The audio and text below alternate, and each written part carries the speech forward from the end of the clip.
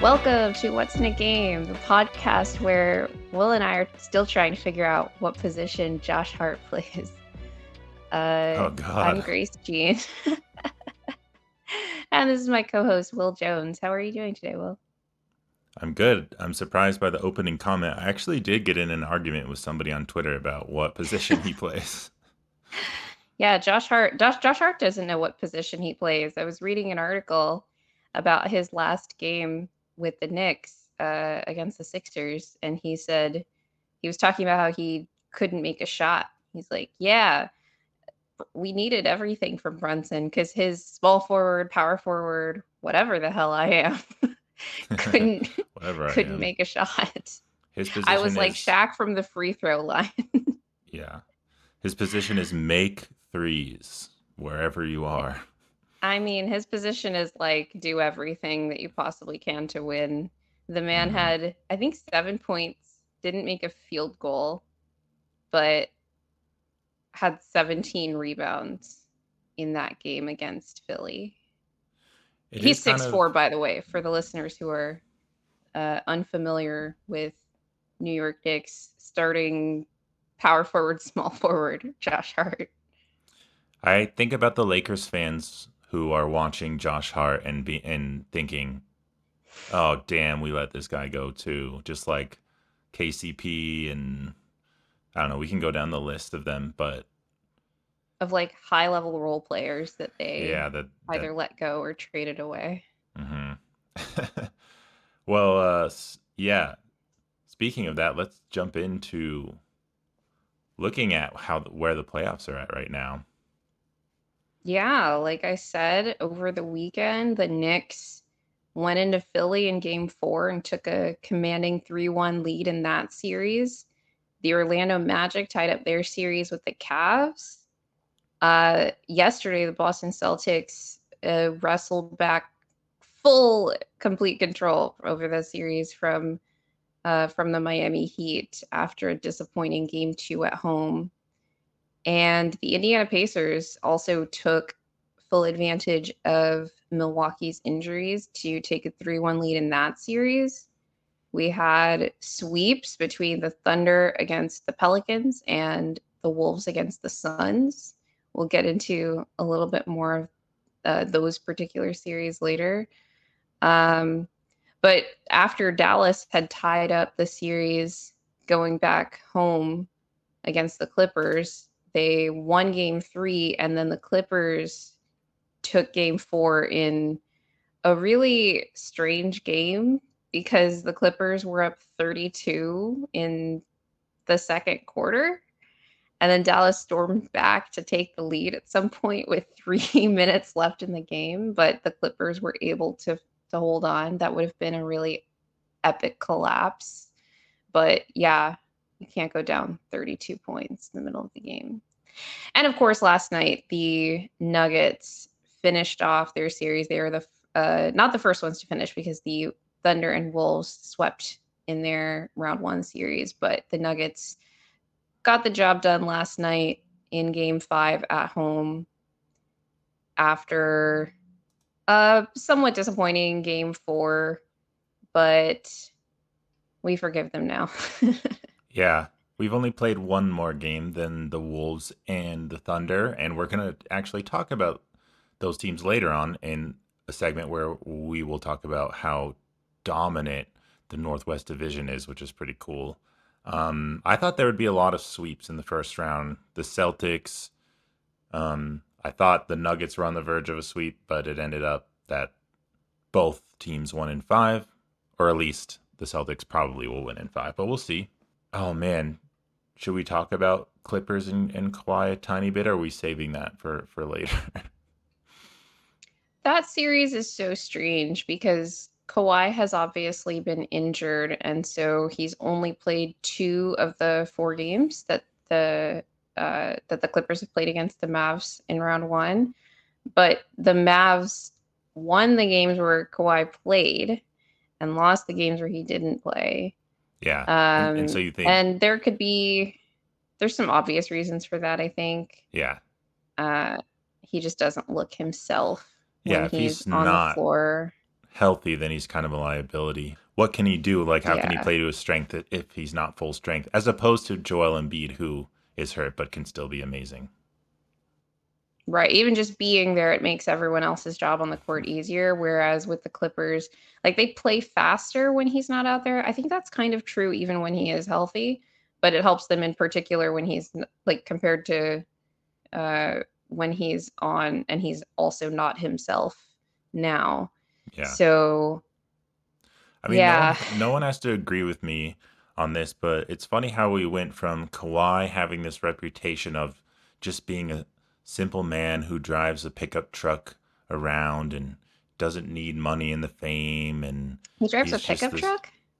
I think so. Just drives like a Oh, normal, I just didn't more know that. normal truck. I don't know if that's true or not, but that was like that's the image that always pops in my head when I think about Kawhi and the idea that he's this simple superstar guy. To now, what I think is one of like the biggest divas in the league who needs a long laundry list of needs just to come to the Clippers, including like complete control over his medical stuff and his family and his uncle being involved and all these, he has like full Oh, control over what the wait a Clippers second. Wait a do. second. I'm not fully aware of all of these different things. I know that Kawhi's medical staff is like a very um, specific case in the NBA, but I didn't know about any of these other like control aspects. I know he wanted the Clippers to trade for Paul George when he first got there.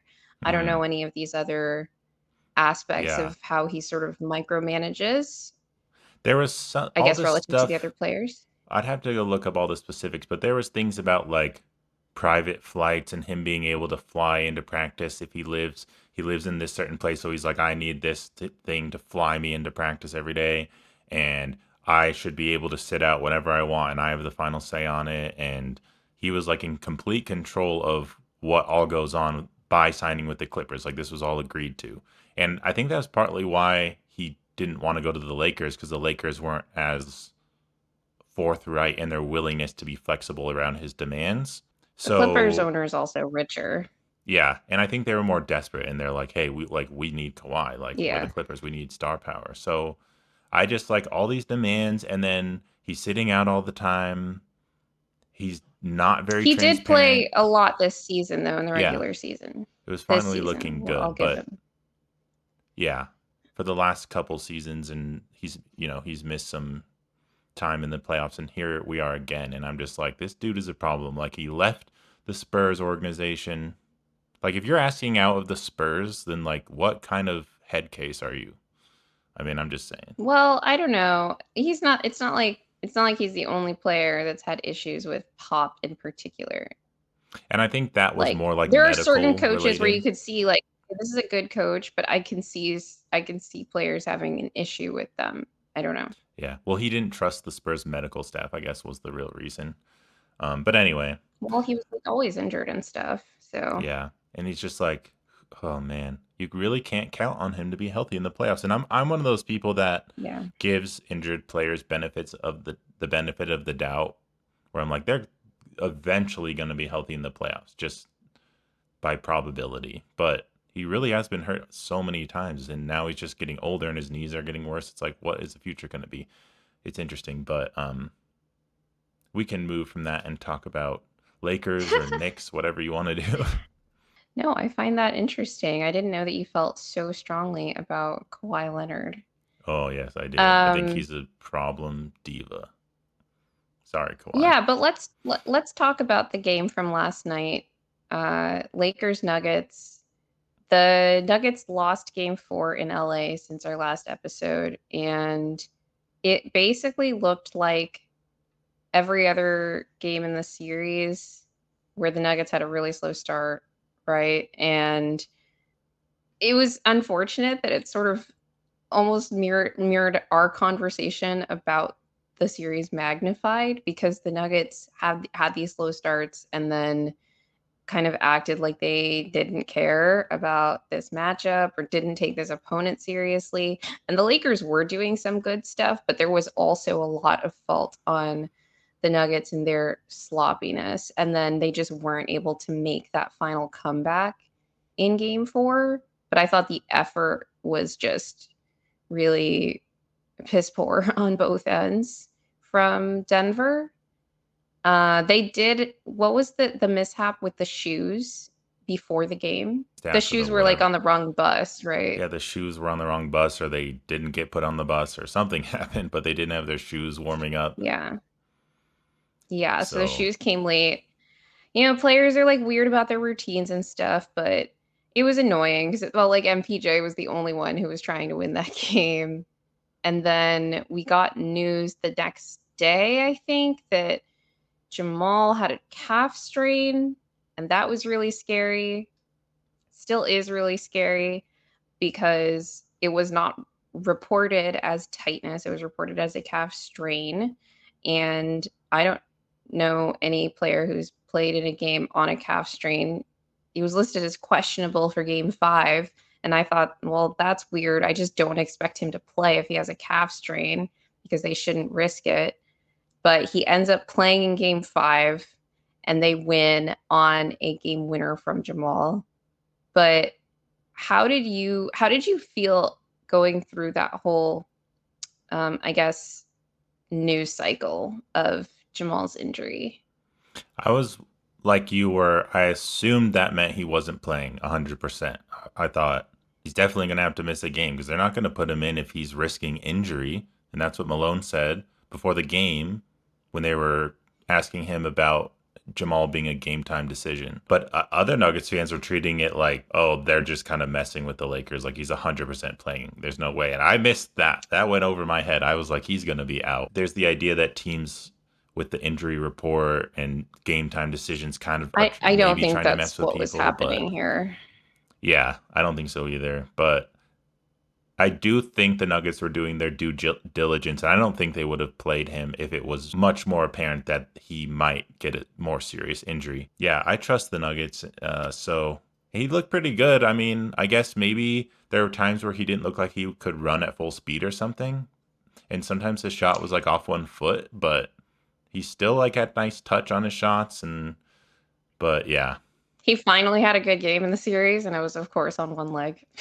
I honestly didn't know he had 30 points. The game ended, and I kind of thought, I was like, oh, another kind of okay from Jamal. And then I looked at the box score at the end of the fourth when the game was finally over, and I was like, whoa, I didn't realize he had that many points. But Well, I knew that I didn't know how many points he finished with till the end. Well, obviously didn't yeah, finish with to the end. But I knew that he was having a much more efficient night than he had in any other game in the series, just because of how many yeah, shots went in, yeah. He had four threes. particularly his jumper. And he finally hit some threes, and they were big. Yeah, I don't think that the Nuggets were trying to mess with anybody with using the injury report. To me, the way that everything that played out reads is he has this calf strain. He probably shouldn't play. The training staff, even he said this post game that the training staff definitely did not want him to play. It sounds like Malone probably didn't want him to play either. People were talking about Malone's pregame comments as if it was like, well, we're trying to give Jamal an out. And like, Jamal's not going to take an out. I think Malone was trying to like strongly indicate that he did not want Jamal to play. He was using all this verbiage of being the adult in the room and taking the broader view. And it sounded like behind the scenes, it was like, well, Jamal's obviously going to want to play, but somebody needs to tie him up. That didn't happen. And Jamal ended up playing and hopefully didn't make anything worse. But he came up really big for them in game 5, obviously hit the game winning shot. He helped break the drought of Nuggets being able to hit threes. Nuggets outside of MPJ being able to hit threes. Ironically, it was him and Yoke who had been like the only ones who could hit from 3 in this series, and Jokic like couldn't hit anything from deep. I also thought he was Man, taking too many shots from distance in this game. Jokic tried Um, twice in the game last yeah. night to replicate the Sombor Shuffle 3 over AD from the Western Conference Finals.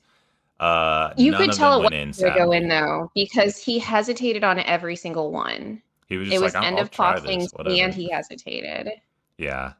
He He couldn't get did hit that the one that was the long 2, right. and I It was was I just was like a annoyed at that one too because I was like, "Dude, can you just, like, run a good offensive possession?" yeah, it was a very weird I thought he Jokic played a game. really Yeah. Yeah. I Very agree. weird game. But he did finish with, what was it, 27 points? But he had 20 rebounds, which was huge on both ends of the Mhm. floor, but particularly defensive rebounds because the Lakers were kind of killing us with second chance points in the last two games, actually. It's one of the reasons that they had over 70 points in the paint in Yeah. games 3 and 4. They Yeah, had they killed us in substantially less second than chance that points. in this one. Yeah, which was like annoying because we normally do that to them. Mhm. And we did that here too. AG had some huge rebounds in this game, including another like clutch Yeah, it was like the rebound biggest play of the that he game, had I no think. business getting, kick out to three. Yeah, Yeah, it was he's great. just. I thought every other starter played very well. I didn't think KCP had the best defensive game. I think his ankle was definitely bothering him. He wasn't Oh able to yeah. get around screens as well, and unfortunately D'Lo broke loose a little bit, but Yeah. um obviously whatever. The Nuggets won. The So Nuggets we're won, finally and free. I was definitely happy about it and was celebrating it last night. And but I'm already finding myself today worrying about the Wolves series and worrying about Jamal's health and KCP's health. And the Lakers, that game was just so gritty. Lots of questionable calls on both sides, maybe. I don't know how you feel about that, if you feel like it was heavily one sided one way or the other. I don't really care too much. It was a very physical game. People were getting away with lots of contact, which is kind of cool to see. Honestly, like I don't mind it. And we ended up pulling it out. But now I'm just thinking, how banged up are we going into a more physical series, probably with other strong players? So we'll see. Yeah, and the Wolves like to foul a lot. So if Hopefully, they know we they can just foul even more, it's it's going to be interesting for sure. And we are going to do a series preview on our next episode. So definitely look out for that, a Nuggets Wolves series preview. But the other, I think, big series that is now still kind of hanging in the balance, but the Knicks went up 3-1 on the 76ers after they had been up 2-0. Philly took game three at home. And then the Knicks went in to game four and just went in there and took it. I mean, that was a gritty game. What were your thoughts watching that on, was it Sunday morning? Oh my God, I just thought Brunson did an amazing job with the shot making. It was like very impressive. He had Um, 47 points. it was like a statement game for him, right? Yeah. And I think it was really a culmination of, well, hopefully if they can close the series out. But I noticed in game three that he was starting to look a lot more comfortable against Philly's defense. The Knicks were able to find him better space and also get other guys open. He was doing a much better job of finding others in game three. They actually had a really good offensive rating in that game, but Philly went nuclear, just hitting everything from three. So they won game three.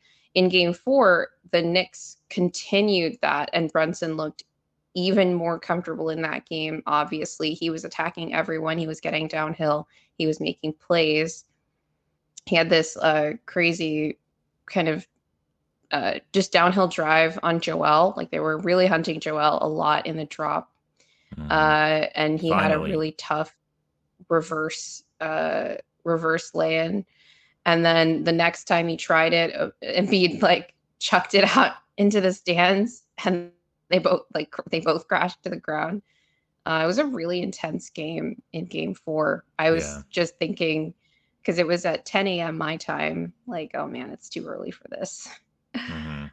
It was close Especially all the way to the after, end, and yeah, I don't know. It's one of those games where you really see the Knicks' effort and kind of gritty, rock fighty nature, and the Sixers just didn't kind of match it. I think I could see Sixers fans or other fans, people who are interested in this series, being a little disappointed with the effort that the Sixers put forth. And maybe it's just because they just don't have the guys that the Knicks have, and the fact that Embiid's hurt, obviously. But Yeah, the Knicks are very impressive. They just don't quit. Yeah, and I think it's in a different way than the Nuggets, but some people have talked about the Knicks having a really high floor just because of their effort. I think a lot of other people chose Philly in this series because they have that higher ceiling. Obviously, they have Joel, who was playing still at an MVP caliber, even after he got back from his knee or close to it. And they have that two-man game with him and Tyrese Maxey, who's definitely been playing at an all-star level, even through this series, even through his tough games. But because of the just constant effort and hustle and some smart coaching as well, as I mentioned when we talk about how the Knicks offense has sort of loosened up as the series has gone on. The Knicks are able to establish a floor that allowed them to grind out all of the gritty games in this series. And that was game one, that was game two, and that was game four. If they're able to just keep it close and just force you to, like, you have to play them well for 48 minutes. And I do think that Philly had a lot of margin for error because I didn't think that they rebounded well in game three, for example. They gave up a lot of second chance points. But in game four, when they weren't hitting all those jump shots and they were giving up, I don't remember how many offensive rebounds, but the Knicks had 11 second chance points in the fourth quarter. That was more than half of their points were off of offensive rebounds, either putbacks or offensive rebound kick out to three. There were also a lot of sequences where the Knicks would get like 5 offensive rebounds on the same possession, and maybe not even score there, but it's just like they're just constantly setting that tone. And I think um, that framework of teams that have a certain floor being able to thrive if they can create a certain environment in a playoff game is really interesting because you see, like, even with the Nuggets against the Lakers, the Nuggets didn't play well in most of those games for most of those games, but they're able to establish a certain floor just executing for at least long stretches of the game, even when they have slow starts, such that when the other team starts either wearing down or making mistakes, they can start to capitalize on those things. Now, we don't want to always rely on that. And there is a reason that uh, I don't believe that, I don't know what the sports books or whatever were saying in terms of who was favored in Knicks Philly, but I think a lot of people favored Philadelphia more just because they knew that, hey, Embiid's not fully healthy, but he's going to be the best player on the floor on a given night. But we saw in game four, when it becomes a war of attrition, it's less about your ceiling and more about your floor, Hmm. right? Yeah, it did seem like that. I mean, it's a great point, and it does remind me of so many of the themes that we've been talking about and thinking about, and we're going to continue to talk about in this episode about roster and all that. I guess I'll say it now about the Knicks since we won't be talking about them in these other contexts. They're not in the Northwest and they're still in the playoffs and doing well. But the OG Anunoby trade was massive. He's been amazing for them, and I think that last game really highlighted that how his role Demonstrated is that key. value. Yeah. Yeah, and he just did such a good job. And it's funny in the way that we've often kind of celebrated the two-way superstars and how, like the Mm. Kawhis of the world and even LeBron in his prime and Michael Jordan. That's great if you have that, you know what I mean? But right now, I'm more thinking like you don't want your number one option scorer to have to be your best defender. And so you see JB. Yeah, look at the Lakers, right? Yeah. It's just like, I don't Look at how know. much energy that took away from LeBron and AD in all of those games. Exactly. And it's kind of weird how this all shifted. And I don't know, like, I'm not enough of an NBA historian to like go super deep into it. I'm sure someone else can do it. But when the Warriors were like coming up and it was creating this 3 point like explosion with the 5 out offense and the small ball. Now, like you've said in a past episode, the Warriors were as much a defensive dynasty as this 3-point dynasty. So defense is still important, but I think it's about who is sharing the loads.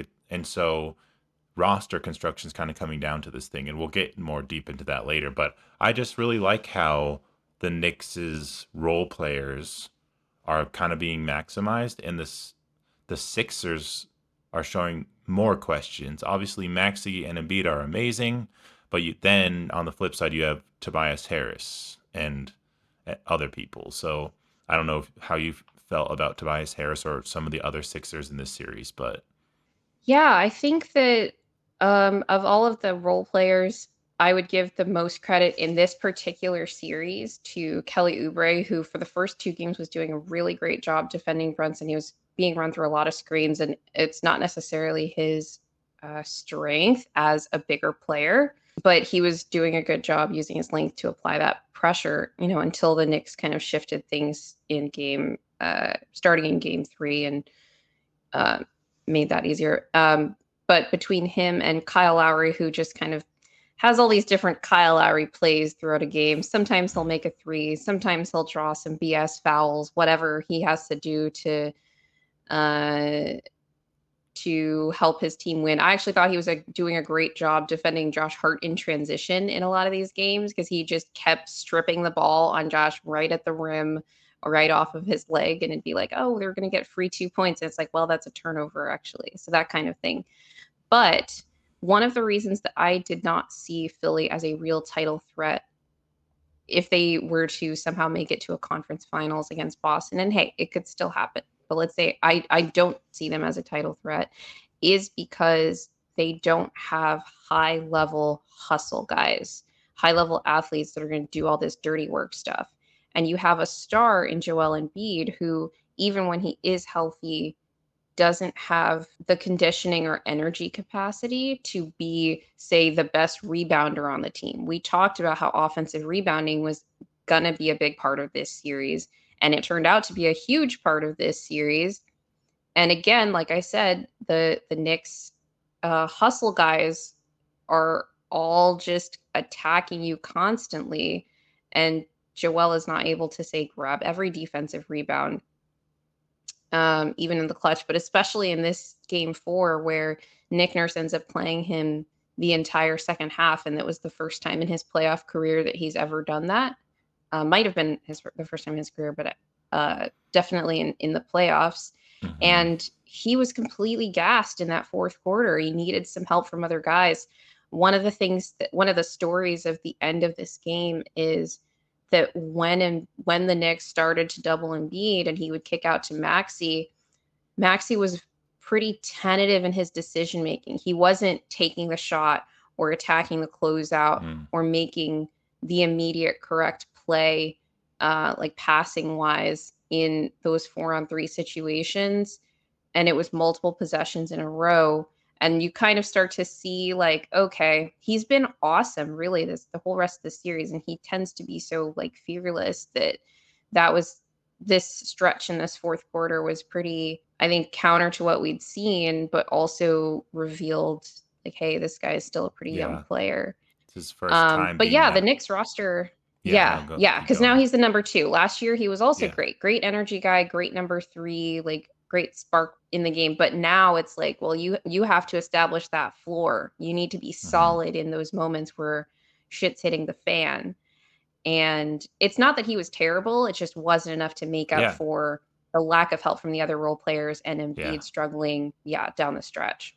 Yeah, I don't think it Um, was anything taking away anything from Maxi at all, but it's just completely fair to point these things out, and because it's like a first kind of big playoff series where he's playing this role and he's done pretty good at it, but players go through these things. We saw Jamal go through it. We saw Jokic go through it. It's a normal thing. So, Yeah, I just wanted to give some shout outs to all of these Villanova hustle guys who, even when they're not hitting their shots, are just going to do whatever they can to contribute to winning. These guys they don't stop coming at you. So I think they've done a good job of not only assembling players that kind of fit the character of the team, but also fit the character of the coach because it's been a thing that Knicks fans complain about where they had all these players that Tibbs just wouldn't play. But now they have players that Tibbs will play. And so I know that there are probably still concerns about the number of minutes that the starters are playing in this series, but he has given more opportunities to, let's say, Precious Achua came into this game because the bigs were either injured or in foul trouble. And so you just end up with a team that fits what the coach's vision is. So it seems like the front office, in taking a swing risk, not just trading away when on the OG trade, which raises the defensive ceiling of this team. And they got rid of RJ Barrett and Emmanuel Quickly and Quentin Grimes. They end up with a team that fits the character of what the coach wants to do and allows him to fully actualize his vision. Now they are missing Julius Randle because of injury now. So it's not like this team has quite the same ceiling as they did, say, in January when almost everyone was healthy. They were missing Mitchell Robinson. But in terms of how they play, like you can see the vision now. And don't worry, Lakers Yeah. fans. I know that you're missing your role players that you've let go of over the years, but you'll get Julius Randle back soon when LeBron gets traded for him. So look forward to that. But yeah, the Knicks did a great job. Obviously, Brad Stevens won Executive of the Year. The voting was announced just before we started recording. And I was happy to see Sam Presti second, but I was surprised Leon Rose was lower than that. Just because it's kind of like a weird philosophical contradiction to me. Whereas, like, if you're putting Presti 2, it's like you have to be doing that because you're like looking at the overall body of work over years. Whereas, like, Leon Rose to me did more things this season immediately to like be higher up in voting, I guess. Obviously, we knew Brad was going to win, so congrats to him. And we will see how the Celtics fare moving forward, especially with KP now having a calf strain injury. It's going to That's be right. interesting to see if everything kind of shakes out in ways that we probably would predict. Then Celtics, Knicks, Western Conference Finals, perhaps, unless the Celtics cannot survive without KP against Magic or Cavs, but it seems kind of hard to imagine even still for me. But I think they'll be fine. yeah. I think they'll be fine. Well, yeah, let's move to talking about the Northwest division since it's been fun all season kind of talking about what division has been the best division. Um, Yes. I feel like a lot We of went NBA back and forth fans, for a bit, right? yeah, NBA fans, I don't think typically think about divisions that much since it doesn't matter that often. It has tie-breaking implications sometimes, and I don't think it's a question now that the Northwest is the best division in basketball.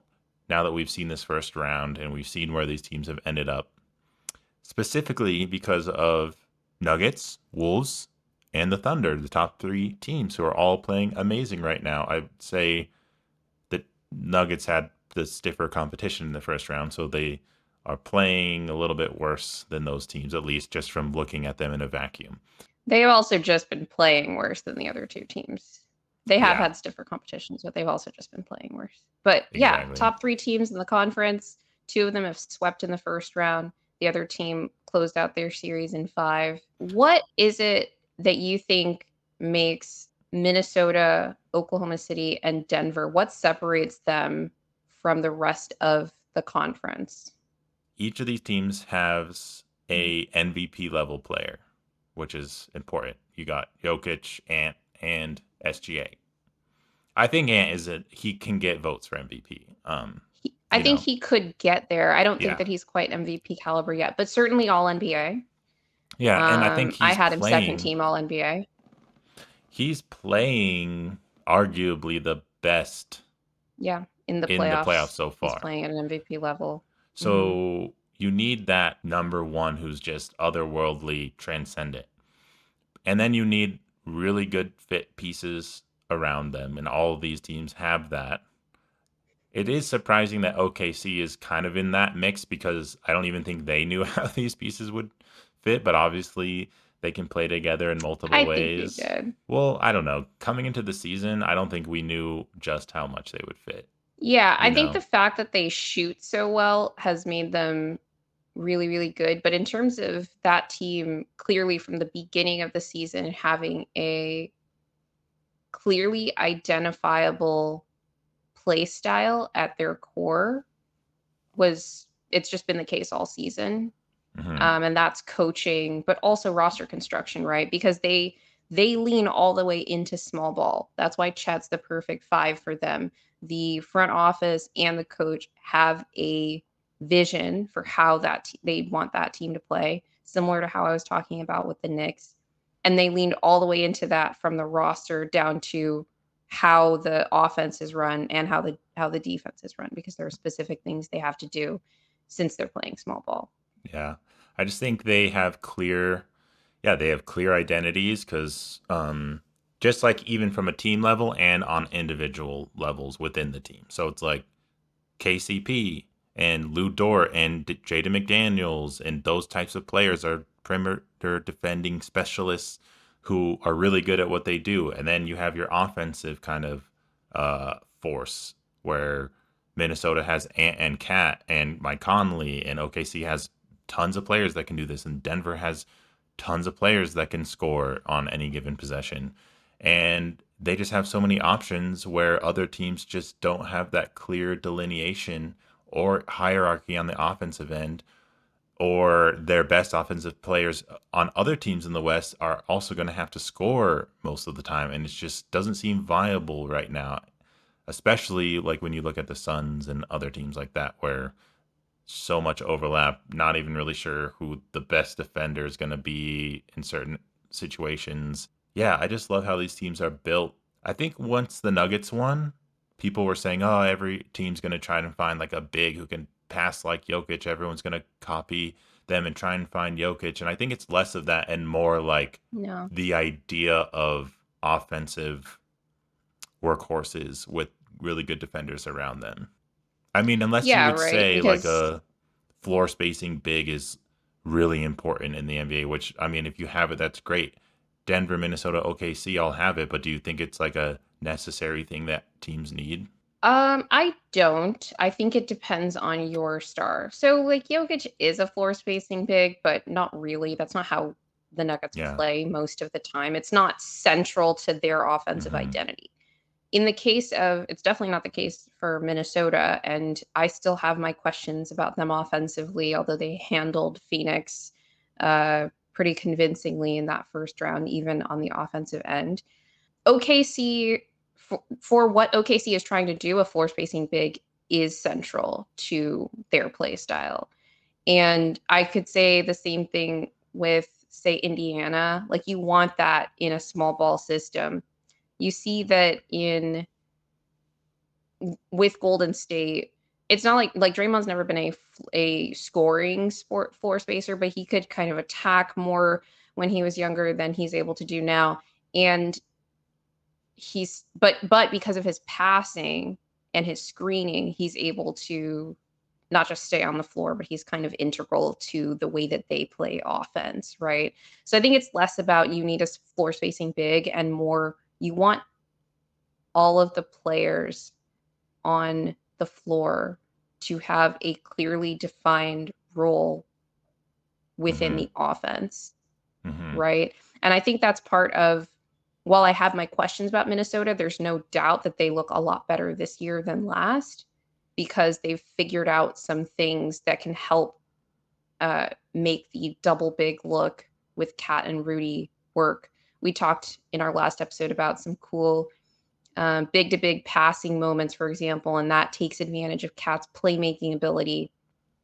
Um, and you do still have Mike Conley, who's now been able to spend a full season there, helping to organize everything on that team that I don't think has the best spacing, despite the fact that they're a good 3-point shooting team.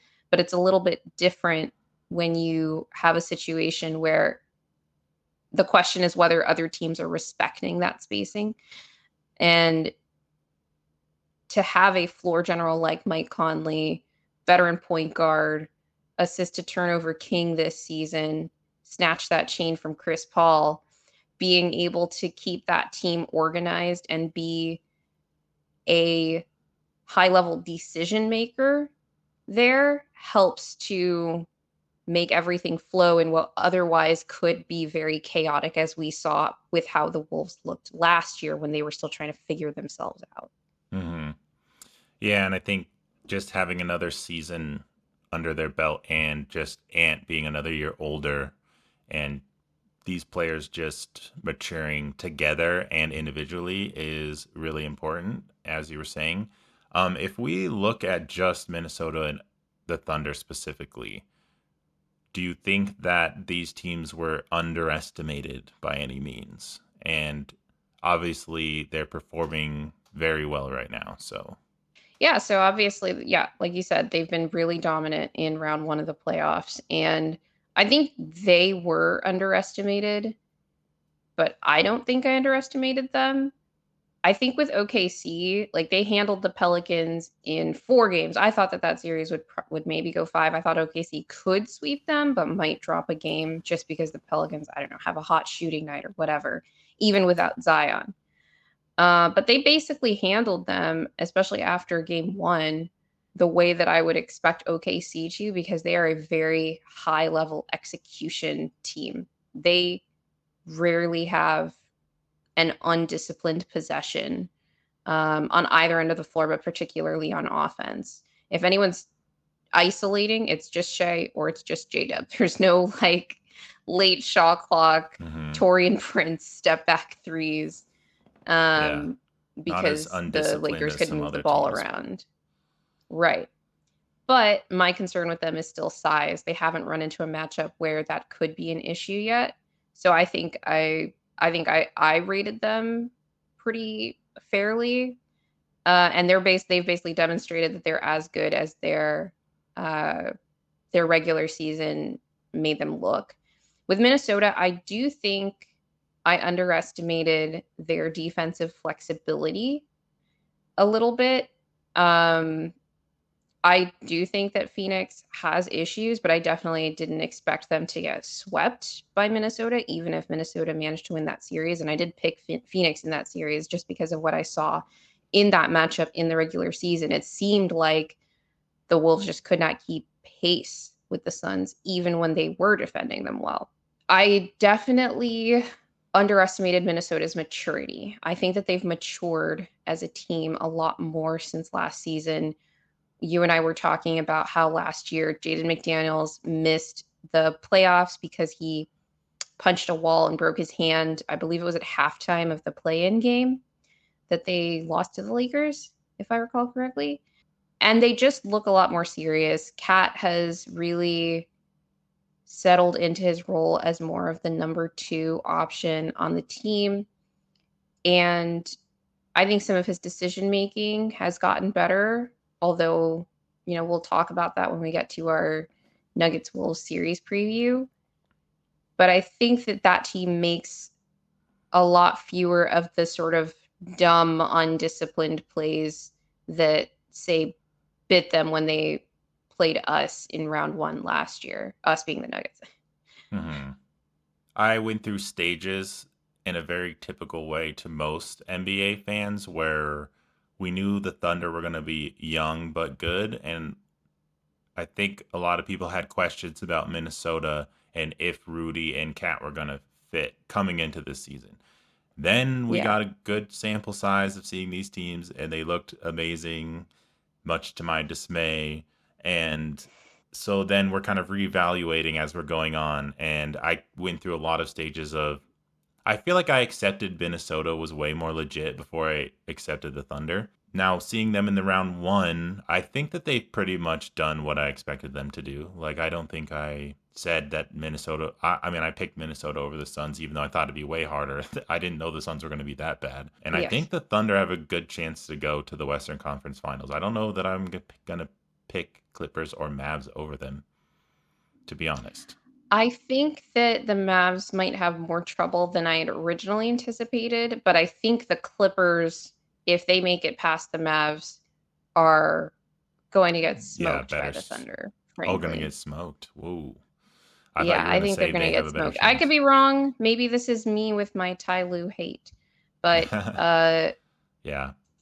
It is kind of cool. Like the yeah, Thunder, I think oftentimes coaching is taken for granted because the Steve Kerrs of the world or Joe Mazzulla's, where these teams are so talented, and you're thinking, "Whoa, the coach's job's so easy." But thinking about this Thunder because they team have where the they're talent, young, right? yeah, and obviously The the players Thunder are get a lot of the credit. talented, but like you said, with Denver and Jokic not needing to be a floor spacing big, even though he can shoot it from all three levels, it's just his volume and the 3 point line's not huge, and we're playing him more on the post. Whereas Chet is more floor spacey. It's like playing to your player's strength, and Dagnall is really good at doing that. I think for all these players and coming up with creative sets and putting them in spots on the floor in certain circumstances that they're going to be good, and that's really cool to see like that coaching really translate. So yeah, I I think he think earned Coach of the Year. I really do. While there yeah. were lots of worthy candidates, it's so to me the thing that just, in addition to OKC having the record as such a young team, the reason they get there is because they are clearly so disciplined, and that is coaching. Like discipline comes down to coaching, right? Because as Hmm. talented as players are, being consistent and disciplined on both ends. Like they have maintained being a top five offense and a top five defense throughout the entire season. They never had real lulls in their play on either end of the floor. There was maybe a dip when they had some J-Dub and SGA missed some time with injuries toward the end of the season, but even then, like you watch that team play. Like I saw them go into Philly in Joel's first game back, and they almost won that game without J-Dub or SGA. Hmm. And they just keep playing the same way. Let's just finish this segment up with your thoughts on the regular season and with these results. Is it changing how you look at it? I don't think it changes how I look at it because I tend to think that the regular season matters to a point, and I still think that's true, even when you're looking at these incredibly good young teams. Like there are still certain things that they need to show me in the playoffs. Obviously, Denver is going to be a big test for Minnesota, but like vice versa because everyone knows it's a really tough matchup for Denver. But the question is still about their late game offensive execution against like a good defense, like not Phoenix. Hmm. And with OKC in round 2 or round 3, no matter who they face, if they make it, even if they make it to the conference finals, they're going to be facing a huge team that is absolutely going to be able to take advantage of their size limitations, but they obviously have other things that they can do on the other end of the floor. It's clear that from the roster and the rotations that they play that they make a conscious trade-off of size for speed, skill, shooting, right? Hmm. And so it's gonna if OKC makes it to the conference finals, it's definitely gonna be a big styles make fights type thing because I think OKC is the best team in the league at what they do, and they'll probably be facing the best team in the league at what they do, whether they face Denver or Minnesota. I do think that they will still struggle a bit with, like, I think either Dallas or the Clippers will present size issues for them, unless Ty Lue decides he just wants to go small ball again with like Russell Westbrook at the 5 or whatever, and try to beat OKC at small ball, which is the thing that got them the 1 seed in the West. But for the most part, I think these teams showed us the things that they are best at in the regular season. Even though I think Denver kind of coasted for a lot of, I think that they actually showed they did too, because you see in this first round the way that the Nuggets approached it was pretty similar to some of these like slower games in the regular season where they're just not necessarily starting off slow or having these like really poor starts, but you see them really crank up the gear in these high leverage moments to end quarters, to end halves, obviously to close games, as opposed to going full gear for the entire game or close to it, which is a lot funnier to watch, but it seems to be the approach they're also taking at least through the first round of the playoffs. Whereas with Minnesota, you see their defense that was dominant in the regular season also be dominant through round one. With OKC, you see them have this clear identity that they've had all season, and they just execute, execute, execute. And if they're facing a team that lacks a clear identity, such as the New Orleans Pelicans, they're going to destroy them. Also, the Pelicans they're missing Zion too, so the OKC should take care of them, and they did. Yeah. Yeah, let's just quickly touch on this idea of parity in the NBA and the regular season. Whereas last playoffs, we saw the Lakers, who were a 7 seed, make the Western Conference Finals, and we saw the Heat, which was an 8 seed, go all the way to the finals. And there was almost this idea where you can be a lower seed in the playoffs and take the regular season off and prioritize, your health and saving your best play till then if you have the LeBrons and the Jimmy Butlers of the world and all that.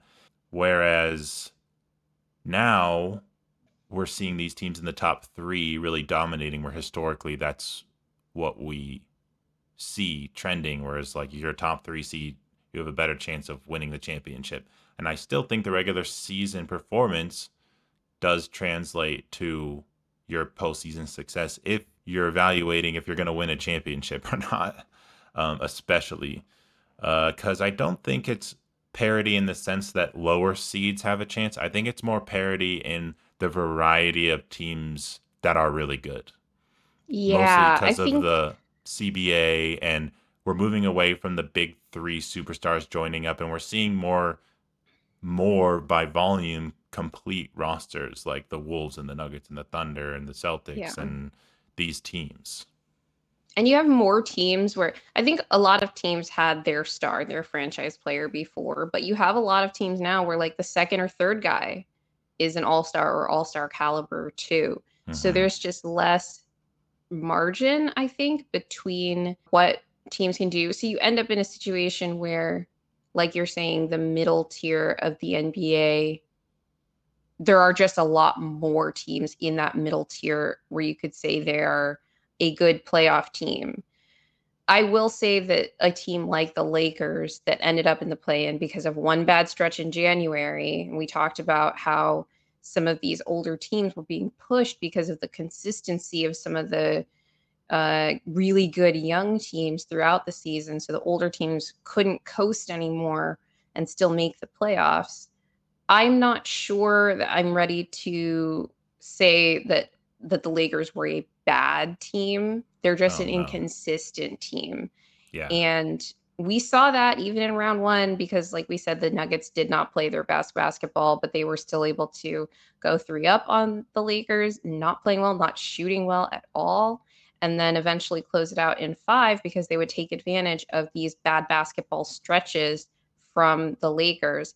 But it's not like they were a bad team. Everyone likes to talk about how the Lakers led for like, I don't know, 70% Mm-hmm. of the series or something in Yeah. terms of total minutes. I do think if they were playing another middle tier team that they're pretty good, especially because they have LeBron James playing at the level that he was throughout these games. Like he was incredible on both ends in this game five. I really was not sure that the Nuggets would actually close that Oh, out. yeah. Um, Scary. and when you have a LeBron smelling blood in the water, that's just like that's like worth another point in your point differential when you're looking at playoff performance of your team.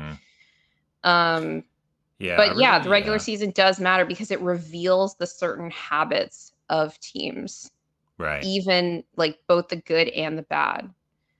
for So sure.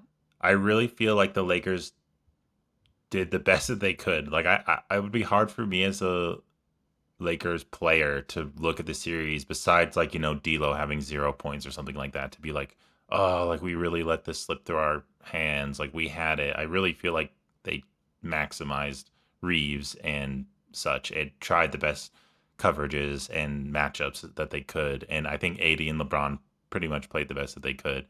And I think that they're underrated a bit because I know people like to clown them. And I do think the Nuggets played not up to their standard, but I do think the Lakers did make some things difficult. So, but let's move to an exciting new segment that we really want to utilize as we see teams being eliminated this playoffs. It's Cope Springs Eternal.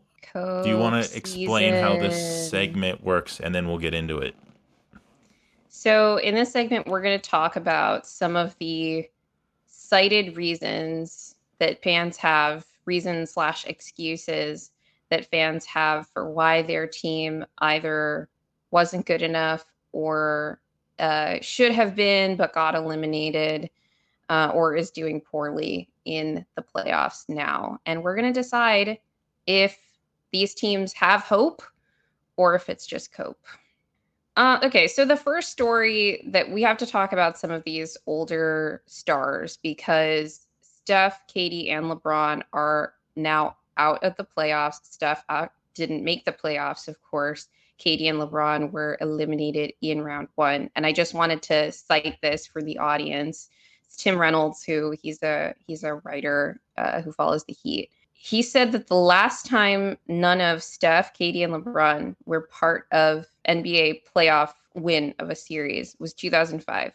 LeBron was in his second year on those awful Cavs teams, and Steph and KD were in 11th grade.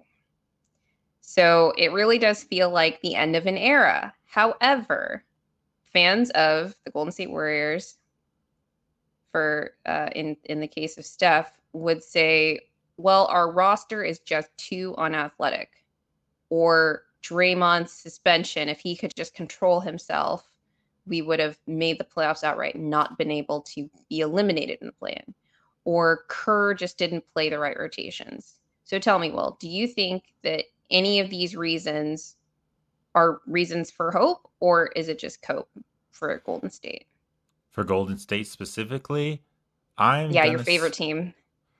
I'm honestly gonna say that their cope is part of the reason for hope.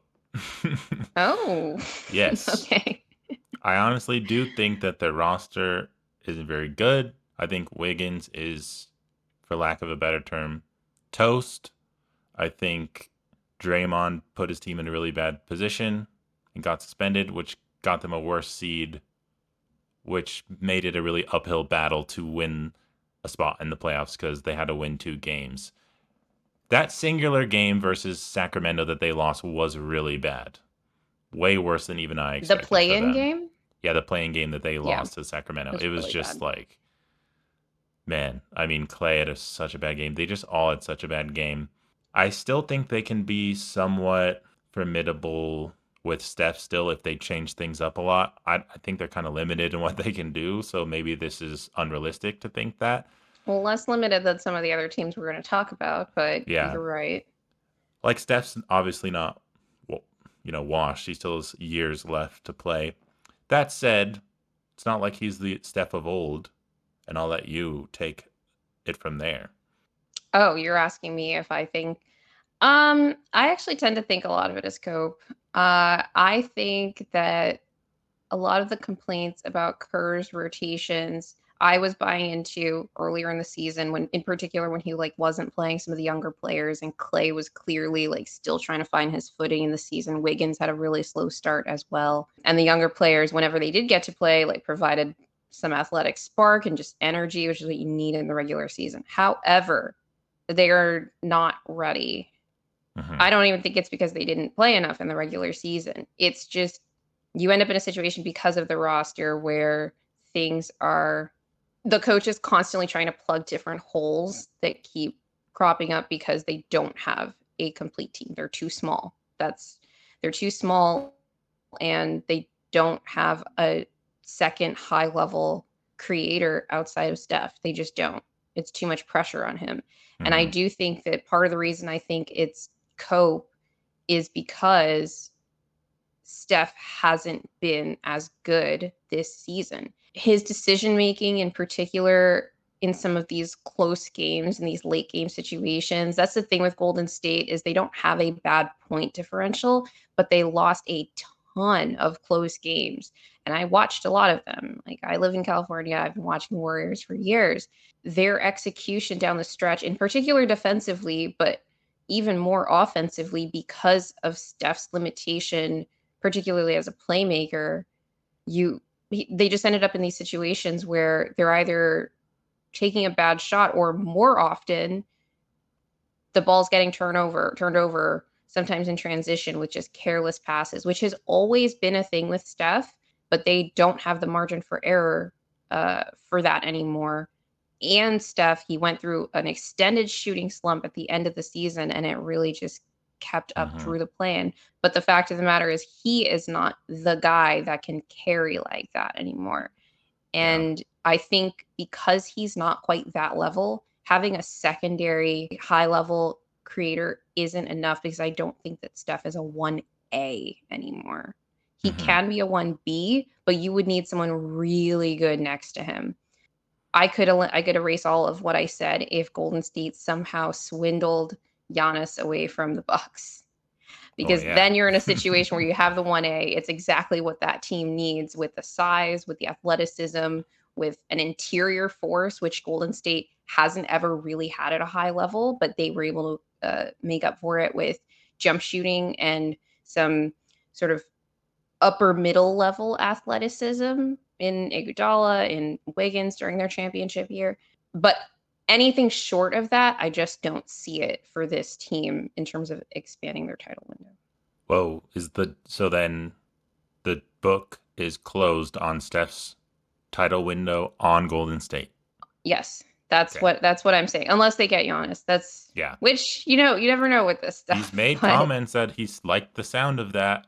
I don't know like the logistics of whether that can happen or not, but I could see they'd it give up happening every if it was. pick. They'd give up Kaminga. I don't know that Milwaukee would take it, but they'd probably take it over what some other teams could give. It depends who's interested, because if you're in competition with, say, OKC, you're screwed because If they have all the Milwaukee's picks. front office is listening to this, which they're definitely not, but Do don't not. don't Yeah. do Giannis any favors. Don't send him to the Western Conference. Don't We're just like good. treat him really well and send him wherever he wants to go. Okay, let's go to the Suns. So the Suns have just been eliminated. The cope has been obviously critiques of Frank Vogel, rumors leaking about KD's role in the offense. The report came out that he didn't like how he was being used, that he was relegated to the corner too often. Am I missing any other cope? What other cope do we have for Suns? I mean, that's it, because they can't really blame anything else because there's very little else that they can change. Yeah. This team is extremely limited in what they can do to change the team roster wise because of all they gave up for KD. But I'm gonna go ahead and say cope on KD's part. Yeah. Kevin Durant shouldn't have to be the best player on this team, frankly, because to me, the way the Suns were going to achieve their ceiling is if Booker surpassed him. And it looked like he was on the way to doing that last playoffs, but he has had a really disappointing season.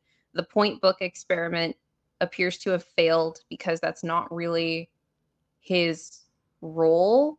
And he hasn't been able to figure out a way to maintain his potency in the role of point guard. KD being unhappy with his role in the offense is pretty rich because now look, I want to give him credit for carrying the Suns during the stretch when Beal was injured like half the season and Booker was out for long stretches of the beginning of the season with ankle things, and KD was able to kind of have the Suns barely float around 500. But he is not an offensive hub. He is not an offensive Yeah. engine, let's say. Which I He hate. is incredibly turnover prone. He hates dealing with double teams. He is an incredible off ball player. And it's not about him standing in the corner or whatever. But I think the Suns run a lot of stuff for him to get him shots in his Yeah. spots, actually. Right. But the problem is that when you can turn KD into a playmaker, his impact diminishes severely. So I Yeah. don't know how much more of a role he wants in the offense. I think he takes a lot of shots. Yeah. He I just likes to don't do a get lot of it. ISOs. I don't get how So it was very frustrating for me to watch that series and see how Katie's lack of playmaking just really made them like one note. Because it's like he's getting his shot and getting to a baseline jumper and he's hitting these jumpers, then he's running back with like a smirk on his face of like, wow, I can't believe they think they can contest my shot. And he's like having such a good time over here.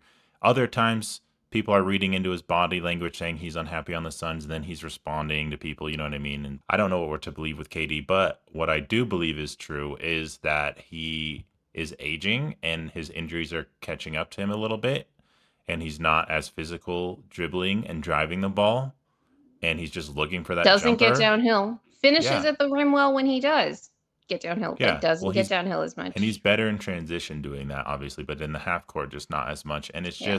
it just felt like he was shooting the Suns out of the series, even when he was making his shot. But is it all on KD's fault, or is it all No, his it's fault? not. No, It's it's the not. three I stars think, and the diminishing yeah. returns and the stupid roster construction. And now it looks like to me they got to trade KD because I don't see any other way. Because you're not trading Booker, and it's really hard to trade Beal. You're gonna get a decent return for KD if you can do it. I think. So I would go that direction and just give the team to Booker and make a smarter roster around him with better defenders. Well, they used to have that, but Yes. okay, let's move on to the Lakers, who just got eliminated by the Denver Nuggets. It's the same stuff.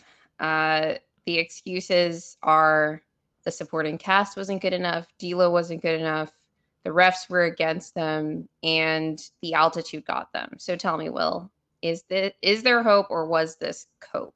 It's a mix. I think the altitude excuse is cope, and but I do think the supporting cast is hope. As far as if the Lakers can do things to move D'Lo and Rui and get better role players in there who are better defenders, a better perimeter defender, obviously the roster is going to be better and the team's going to be better. I don't know how the team is feeling. I don't know if LeBron wants out. I don't know if AD wants out. I will say throwing Darvin Ham under the bus is cope too.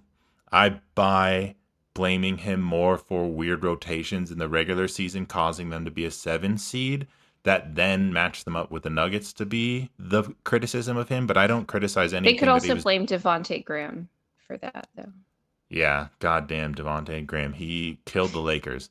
Um, but yeah, I think Darvin Ham was like a fine coach in the series. I didn't have too many like problems with him. I thought the Lakers played pretty well.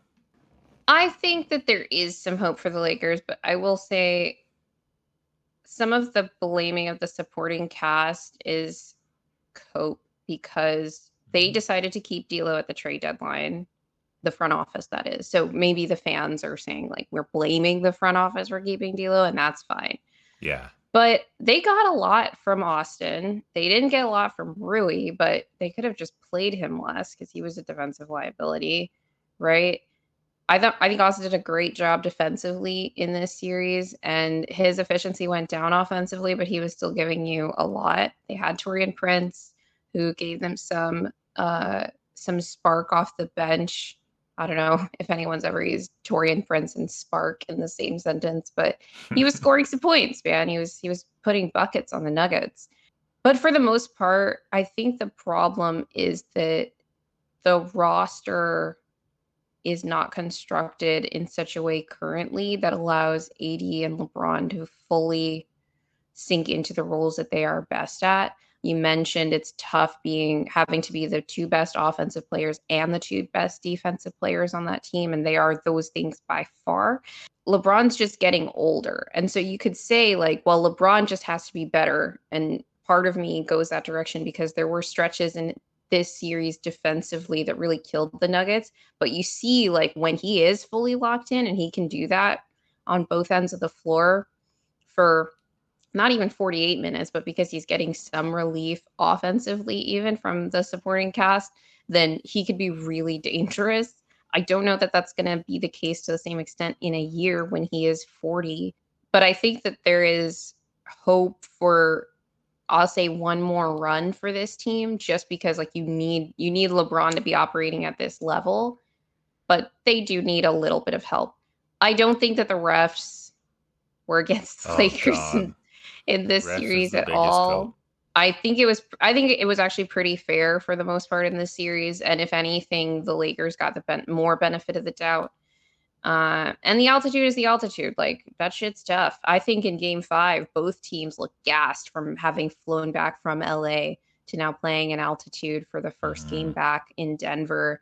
And I was kind of like, ugh, are the Nuggets going to win this war of attrition? Because they also look tired. And they did end up doing Mhm. that. But you can only imagine how a 39-year-old LeBron James felt choking on in his lungs and uh, trying to close out this game to just keep their season alive. So I mean, if LeBron and AD want to come back and run it again and have a legitimate shot at winning a title, they would have to like get rid of D'Lo, who's not going to get you a huge return, and Austin Reeves, which would suck for them.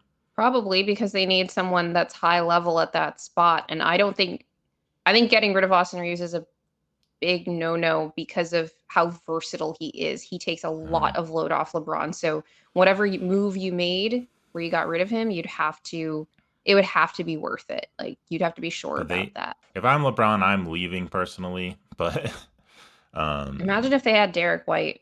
Oh my God, kill me. mm, mm. Are there any other coping teams that we're going through, or is No, I just wanted to talk about those three because we are seeing this changing of the guard moment. And I think that people have been talking about it even since last year, ever since the Nuggets swept the Lakers, then how there are new stars on the rise. And Anthony Edwards is ready to snatch Katie's chain. And I think he basically did in that series sweep against the Suns. He had lots of moments against him. You saw Jamal, despite all the reverence that he had for LeBron in his post game, he was really happy to dunk on LeBron and with that mm, clutch dunk in game 5 too. And it feels very emblematic of a time where the stars of the 2010s are just not going to be the guys anymore. And part of it is because of their age, but also because of the nature of what having an aging star means for roster construction. yeah, if any of these guys go on to win another title, they're not going to be the number one option anymore. And so fans are going to have a hard time really, what's the word, accept these titles. Like obviously they'll accept it, but like if you went on to the Nuggets or if you went on to the Warriors, or if you went to the Celtics or I mean, whatever. man, please make LeBron a sixth man for the Nuggets. Like, Yeah. It's like if he's playing a more limited role and he wins a championship and people are like, well, LeBron won 5 titles, everyone's going to be like, the fifth one he was on the bench, like it's whatever. kind of like So, Kareem's titles because he had Magic. I think they would be hmm, looked at similarly. yeah. So it's Um, like, yeah, it just depends. Like, even if LeBron and Steph teamed up, like if LeBron went to the Warriors and they won a title, it's like, who's gonna, it's weird. It's a weird thing. it's just like when KD went there. I think probably if that happened, it would be LeBron who won the Finals MVP.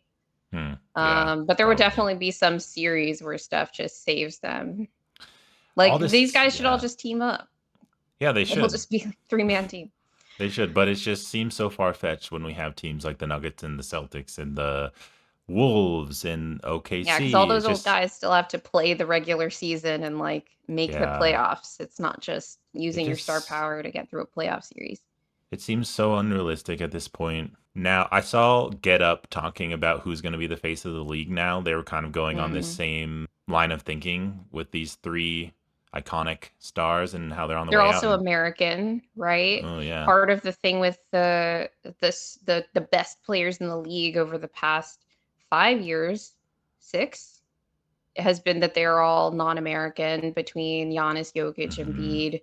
Now we have the top MVP vote getters are going to be Luca, Jokic, and Shea, who are all non-American. And SGA is North American, but he is from Canada, and he's Canadian. not really. Uh, I Yeah, don't think that people are really enamored with his "What a Pro Wants" commercials right now either. yeah. But Anthony Edwards, he's got that spunk. It's one of the reasons that I think Jason Tatum has sort of been like shoved in our faces is because they want an Mm, American star, even though he's not really that guy. Even if Celtics want to win, even if he's amazing and has that title, he doesn't have that like personality aspect. And it's not like LeBron was some like boisterous person, but he had he had a specific aura about him from the time he came in the league because of all the attention that was on him from the time he was a teenager. And Yeah. so he's always been a personality Yeah. uh And in he's had the the yeah, athleticism to match. He had that athleticism in right. the next level, Right, and the way he like just plays was always yeah, just like, yeah, harder, harder. So I think that's why Anthony Edwards is definitely appealing to particularly these media types who are trying to find that story. That's what they're doing, right? They're trying to create the story of yeah, like what is the next phase of the league, and it's easier to do that when they're American. So yeah. I mean, I I get get it. frustrated obviously when Jokic is downplayed just because of people complaining that he's boring or they don't like the aesthetics or blah blah blah. Right, but That's like for another most of thing. his career, he also didn't like being in the spotlight either, Yeah. right? You can contrast that to Embiid, who he clearly loves being in the spotlight. He's always doing his like pre his Yeah. MVP campaign puff pieces with like Bond Temps on ESPN and Right. stuff. But you can even see with Embiid, it's not like people are thinking about him as a face of the league, and part of that is because he's not American. Yeah. Even with Giannis, who was probably the closest of those three guys to being that, it's never really reached anywhere near the same level as, say, a Steph, who obviously came into the league with the legend that he was out of college as well. And I think uh, Embiid and Shea both went to college in the US too, but it's different with men's college basketball now. Like you don't stay as long, and so you don't build up that sort of Hmm. brand, right? Hmm. I think it's so much of it is about branding, and Yeah. LeBron's kind of It's just the the reality. king of that. I no pun intended. Yeah. Um, but Right these other now, yeah. guys are I'd not put quite my on that money. level. I'm putting my money on Ant to be the next face of the league. But we are in this like question of is there going to be a Nuggets dynasty? Is this the Jokic era? All that, which I obviously am hoping it will. Does that mean we're going to win a championship every year? Probably not. Are we going to get three or at least another one? Are we going to get multiple in a span of 5, 7 years? I have no idea. I would be surprised if the Wolves didn't get one. It is an aesthetic question. It is a personality question. It's a branding question. And Ant, it seems to me to be meeting all those things. He's already been in a movie and he was like not terrible in it, to be honest. He was like pretty good Ant job. was? What Yeah. movie? The Adam Sandler one. I think it's called like Hustle or something like that. What's it about? It stars Juancho Hernan Gomez, who former Nugget, and it's about Adam Sandler as an agent, and he finds Juancho, who's I don't think he plays himself, but he plays like this international superstar who Adam Sandler brings to the U.S. and then he's playing in the NBA, and Ant is like the villain who's like giving him a hard Oh time, my and gosh! Wait, I want to yeah, see this. yeah, you have to watch it. Okay, so moving on to our last segment, we've got some fun shot clock violation stuff having to do with what we're just talking about, roster construction. So I've got two groups here, and we're each going to pick a group, or I'll let Will pick the group.